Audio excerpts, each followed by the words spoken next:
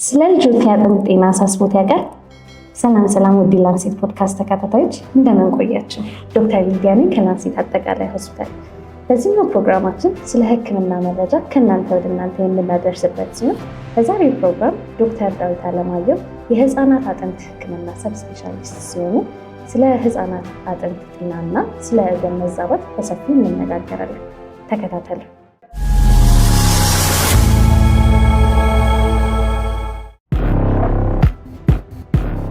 ዶክተር ዳዊት አለማየሁ እባላለሁ። የህፃናት የአጥንት ህክምና ሰብ ስፔሻሊስት። ያው እንደ አንድ የህፃናት አጥንት ሰብ ስፔሻሊስት በአብዛኛው እኛ ጋር የሚመጣው በጣም ብዙ ኮመንም ሆኖ የምናየው ተደጋጋሚ የሚመጣው ስብራቶች ይመጣሉ፣ ውልቃቶች በአደጋ ምክንያት። በተለይ ደግሞ እንደኛ አይነት ሀገር ላለ ደግሞ የአጥንት ኢንፌክሽኖች ተደጋግመው ይመጣሉ። የፀሐይ እጥረት ወይም ሪኬት ወይም ደግሞ የአጥንት መለስለስ ምንለውም ካለንበት አኗኗር አንጻር ደግሞ እነሱ ተደጋግመው እየመጡ ያሉ ናቸው። በተለይ ደግሞ ለየት ብሎ የሚመጡ እንደ አፈጣጠር ላይ ችግር ያለው እግራቸው ላይ እጃቸው ላይ ያሉ ሁኔታዎች ተደጋግመው ወደኛ ይመጣሉ።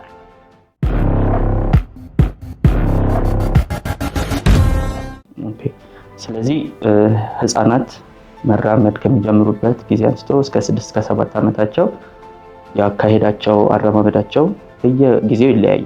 እሱ የራሱ የተፈጥሯዊ ኖርማል ወይም ፊዚዮሎጂክ አካሄድ ወይም ዑደት አለው። ስለዚህ ብዙ ጊዜ ብራኬት የምንለው እስከ 2 ዓመት ድረስ ይቆያል። ይሄ በአብዛኛው አጥንታቸው ሁሉ ነገር አዲስ ስለሆነ መለስለስ ስላለው ጫናቸውን ለመሸከም ትንሽ እንደ ብራኬት። ይሄ ግን እስከ 2 ዓመት ድረስ የሚቀጥል ነው። ከ2 ዓመት በኋላ ጉልበታቸው መጋጠም፣ ከዛ ደግሞ ቀስ እያለ አሁን አዋቂ የሆነን ወደ ያዝነው አቋቋም እስከ 6-7 ዓመት ድረስ ይደርሳሉ። ስለዚህ ከነዚህ ውጪ የሆኑ ነገሮች ካየን ለምሳሌ ብራኬት መሆኑ ከ2 ዓመትና ከዛ በላይ ካስተዋልን እሱ እንደ አንድ ወላጆች አተኩረው ወደ ጤና ተቋማት መሄድ ያለባቸው መሆኑን እናሳውቃለን። በእግር መጋጠሙም ደግሞ ከ2 ዓመትና ከዛ በላይ በታች ደግሞ ከመጡ እሱም ደግሞ የግድ ክትትልና ምርመራዎች ያስፈልጉታል።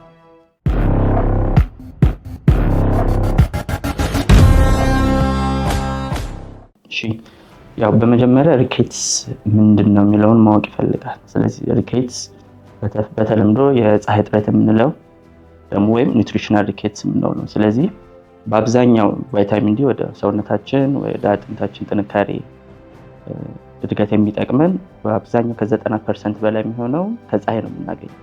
ስለዚህ በአብዛኛው እኛ ሀገር የምናየው ኒውትሪሽናል ሪኬትስ ወይም ደግሞ የፀሐይ እጥረት የምንለው ነው። ስለዚህ ወላጆች ለልጆቻቸውን በአግባቡ በትክክለኛው ሰዓት ጠዋት ከ2 ሰዓት እስከ 3 ሰዓት ባለው ቢያንስ ለ30 ደቂቃ ያህል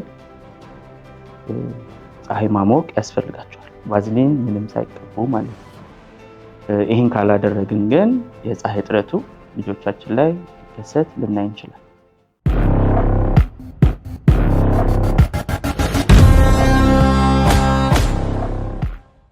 በአብዛኛው ቅድም ለማለት እንደሞከርኩት ኒውትሪሽናል ሪኬትስ በብዛት የምናየው እኛ ሀገር ላይ የምናየው ነው። ግን አንዳንድ የሪኬትስ አይነት ወይም ደግሞ የፀሐይ እጥረት አይነት በሽታዎች በቤተሰብ ወይም በጄኔቲክስ የሚተላለፉ አሉ። ይሄ የሚመጣው ቫይታሚን ዲውን ወይ ካልሽየም ወይ ፎስፌቱ ወደ ሰውነታችን መግባትና አጥንታችን ላይ ጡንቻችን ላይ እነዚህን ማጠንከር ሲያቅተው እነዚህ ከኒውትሪሽናል ሪኬት ወይም ከፀሐይ እጥረት ውጭ ያሉ በዘር የሚተላለፉ ሪኬትስ እንላቸዋለን። በተጨማሪም ከኩላሊት ጤናችን ጋር አብሮ ተያይዞ የሚመጣም ሪኬትስ አይነት አለ። እነዚህ ከነዛ የሚለየው የኒውትሪሽናል ሪኬት ወይም የፀሐይ እጥረት በአብዛኛው የምናየው ቫይታሚን ዲ ሌቭሉን ካልሽየሙን በላቦራቶሪ ካረጋገጥን በኋላ ቀስ እያለ የሚስተካከል፣ እነዚህ ግን በቀጣይነት ሁኔታ ተደጋግሞ እና የሚያስፈልጋቸው አንዳንዴም ከፍ ሲል ወደ ሰርጀሪ ወደ ቀዶ ሕክምና የሚመሩ ናቸው።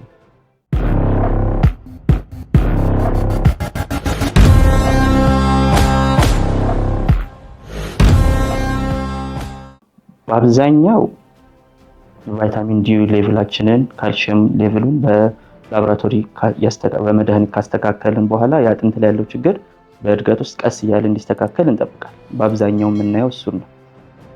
ወደ ቀዶ ሕክምና ለማምራት ትንሽ ብዙዎቹ ወደ ቀዶ ሕክምና የምንወስዳቸው አይደሉም። በመድኃኒት መስተካከል የሚችሉ ናቸው። አንዳንዴ ግን በጣም ጉዳት ከተከሰተ አጥንት ላይ ያለው ነገር መስተካከል ጊዜ ስለሚፈልግ ከአረማመዳቸው፣ ከአካሄዳቸው፣ ከቀን ተቀን ኑሯቸው ላይ ችግር የሚያስከስት ከሆነ ብዙም ባይሆንም ለአንዳንዶች ቀዶ ሕክምና እንደ አንድ ሕክምና ተደርጎ መወሰድ ይችላል።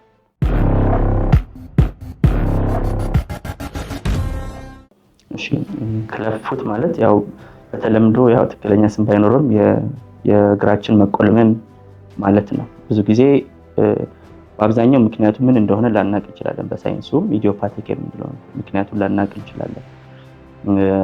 አንዳንዴ ግን በተለያዩ በፎሊክ አሲድ እጥረት፣ በሰርብራል ፓልሲ ወይም ደግሞ በእድገት ላይ ካሉ ወይም አእምሯችን ላይ በሚኖሩ ጠባሳዎች የሚመጡ የጡንቻና የአጥንታችን መሳሳት እና ለመዳበር እነዚህን ክለብ ፉት ሊያመጣ ይችላል። በአብዛኛው ግን ምክንያቱም ማናቃቸው ናቸው።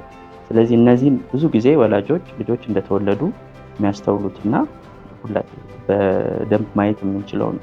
ስለዚህ ሕክምናው ወዲያው መጀመር የሚቻል ነገር ነው። በአብዛኛው ጀሶ ሕክምና የሚያስፈልገው ሲሆን አንዳንዴ ከጀሶ በተጨማሪ ከባታችን ስር ያለውን ጅማት እሱንም ተኮማትሮ ስለሚገኝ እሱን ማላቀቅ ሊያስፈልግ ይችላል። በአብዛኛው በጀሶ ማስተካከል የምንችለው ሕክምና ነው። ግን ተደጋግሞ የሚመጣ ከሆነ በጀሶ ማሻሻል ከሆነ በእድገታቸው ውስጥ ድጋሚ ደግሞ ሪከር የሚያደርግ ከሆነ ከጀሶን በተጨማሪ ወደ ቀዶ ሕክምና ልንገባ እንችላለን።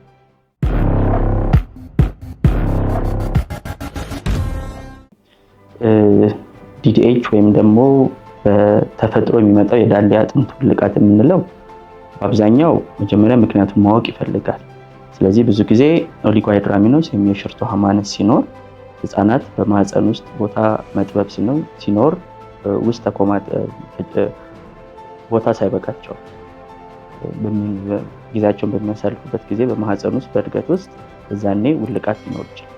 ሌላኛው እንደ ቤተሰብ ታሪክ አለ እንደዚህ አይነት ነገር ወይም ደግሞ ሴቶች ከሆኑ የበለጠ ከወንዶች ይልቅ ያጠቃል።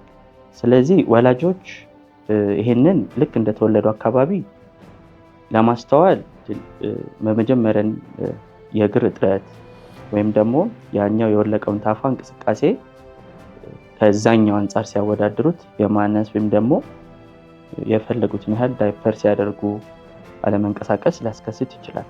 ግን በይበልጥ ልጆች እንደተወለዱ የህፃናት አጥንት ሐኪም፣ ጤና ባለሙያ ወይ ፔዲያትሪሻን የህፃናት ሐኪሞች ፊዚካል ኤግዛሚኔሽን ወይም ልጁ እንደተወለደ ቼክ ማድረግ እና ውልቃቱን ማወቅ ይቻላል።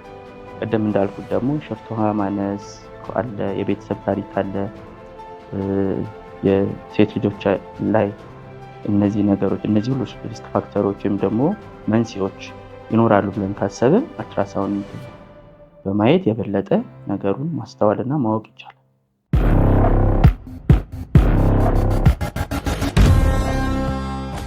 ስለዚህ በአብዛኛው ልጆች ከእንቅስቃሴያቸው ብዙም ስለሚጫወቱ ብዙም ስለሚሮረጡ ስብራት፣ ውልቃት ልናይ እንችላለን።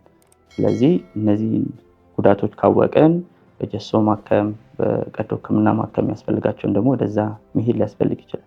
ብዙ ጊዜ እነዚህ ነገሮች ቶሎ ከታዩ ወደ ሕክምና ወደ ጤና ወደ ሆስፒታል መምጣት ከቻሉ የተሻለ አውትካም የተሻለ ለውጥ ማየት እንችላለን።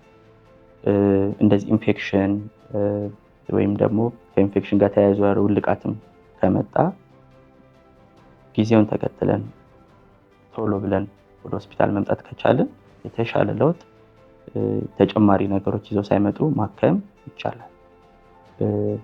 ሪኬትስ አሁን ቅድም እንዳልነው የፀሐይ እጥረት ወላጆች ያለውን ይሄ ቅድም እንዳልኩት ከቦይንጉም ከጉልበት መግጠሙም ከእድሜያቸው መጠበቅ ካለብን ውጭ ያሉ ነገሮች ካየን ቶሎ ይዞ በመምጣት የቫይታሚን ዲ ሌቭላቸውን የካልሲየሙን ሌቭሉን ቶሎ ማወቅ ከቻልን ቶሎ ወደ ሕክምና ማየት ከቻልን አጥንት ላይ ያለውን ጉዳት መቀነስ ከዛ የተሻለ ደግሞ ቋሚ ጉዳት ሳይኖር የመኖርና መቀጠል ይቻላል።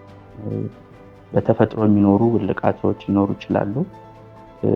የማነከስ ሊኖር ይችላል፣ የእግር ማጠር ሊኖሩ ይችላሉ።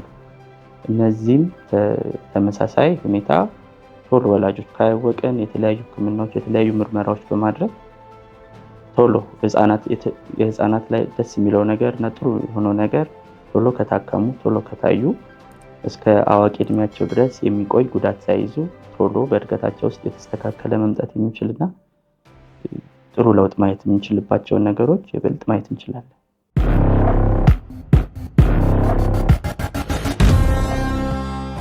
ስለዚህ በአብዛኛው እንግዲህ ወላጆችን የምንመክረው በእርግዝና ሰዓትም የቅድመ ወሊድ ክትትል በብዙ ነገር ያስፈልጋል። ከፎሊክ አሲድም ከመውሰድ ጀምሮ ያለውን ሕክምና ወይም ክትትል መጀመር ያስፈልጋል። ከተወለዱም በኋላ ደግሞ በእድሜያቸው መድረስ ያለባቸውን የእድገት ደረጃ እየተከታተሉ ማወቅ፣ ከዛ ደግሞ ለየት ያለ ወይም ያፈነገጠ ነገር ካለ ወደ ሕክምና ቦታ እንዲመጡና ልጆቻቸው ያሉበት ሁኔታ የበለጠ ክትትል የሚፈልግ ነው ወይስ አይደለም የሚለውን ማወቅ ይኖርባቸዋል። በተጨማሪም ፀሐይ ለልጆቻችን መስጠት ያስፈልጋል። ለምን? የአጥንት መለስለስ የበለጠ ጉዳት ከማድረስ በፊት መታከምና መዳን የሚችል ነገር ስለሆነ ማለት ነው። እንደዚህ በተፈጥሮ የሚመጡ ውልቃቶች፣ በተፈጥሮ የእግር እጥረቶች ብዙ ጊዜ ወላጆች ሲያድጉ ይሻላል፣ ሲያድጉ ይለወጣል፣ የጎደለው ነገር በጊዜ ውስጥ በእድሜ ውስጥ ይስተካከላል በሚል እድሜውን ጊዜውን ጨምረው ህፃኑ ሊመጣ ይችላል ወደኛ። ስለዚህ የበለጠ እንደዚህ ከመባሉ በፊት ወደኛ መምጣት ቢችሉ ምክር ቢወስዱ ያለው ሁኔታ የበለጠ ቢታወቅ። ስለዚህ በአብዛኛው ጊዜ ወላጆች ወደ እኔ ሲመጡ ከሚሉኝ ተደጋጋሚ ነገር መካከል ልጆቻቸው ላይ የሚያዩት ነገር ሲያድጉ የተሻሻለ መምጣት እንደሚችል ከራሳቸውም ከጎረቤት ምክር ያገኛሉ። ግን እንደዛ ከምናደርግ ልጆቻችን ወደ ክትትል ቦታ፣ ወደ ሆስፒታል፣ ወደ ሐኪም በማሳየት ያሉበት የእድገት ደረጃ ከነሱ እድሜ ጋር አብሮ የሚሄድ መሆኑን ማረጋገጥና ማወቅ ይፈልጋል። ልጆች ሲሯሯጡም ሲጫወቱም ቅድም እንዳልኩት አደጋ፣ ስብራት፣ ውልቃት ሊያጋጥማቸው ይችላል። ስለዚህ ምርመራ አድርጎ ራጅ አንስቶ ያለውን ነገር የበለጠ በማወቅ ወደ ሌላ ቦታ ከመሄድ በቀላሉ መዳን እና በቀላሉ ሕክምና ማግኘት የሚችሉትን ሕክምና ማድረግ እንችላለን። ስለዚህ ዋናው ትልቁ ምክር ወላጆች የልጆችን የመገጣጠሚያና የአጥንት ጤና በተመለከተ ወደ ሆስፒታል በመምጣት ባለሙያዎችን በማናገር ያሉበትን ደረጃ በመመካከር የተሻለ ውጤት ማግኘት ይቻላል።